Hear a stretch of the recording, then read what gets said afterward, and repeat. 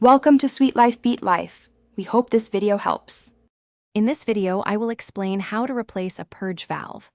This common repair can resolve issues like a check engine light or rough idling, often caused by a stuck valve.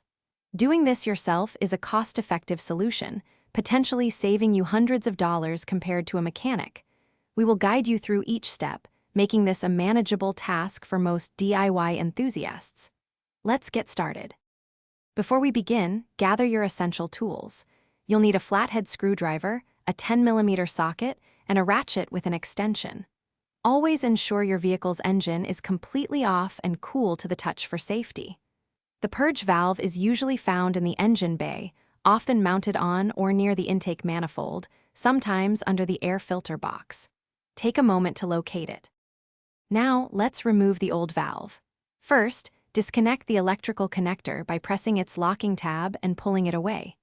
Next, carefully detach the two vapor lines. Some may have squeeze tabs or require a flathead to gently pry them off. Use your ratchet and 8mm socket to remove the two bolts holding the valve in place. Once unbolted, gently wiggle and pull the old purge valve straight out.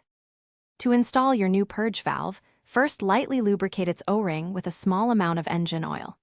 Carefully insert the new valve into its opening and secure it with the two 8mm bolts. Reconnect both vapor lines, ensuring they click firmly into place. Finally, attach the electrical connector until it snaps securely. You can clear any check engine codes by disconnecting the battery for 15 minutes or using a code reader. Thanks for watching. Consider subscribing if we helped you.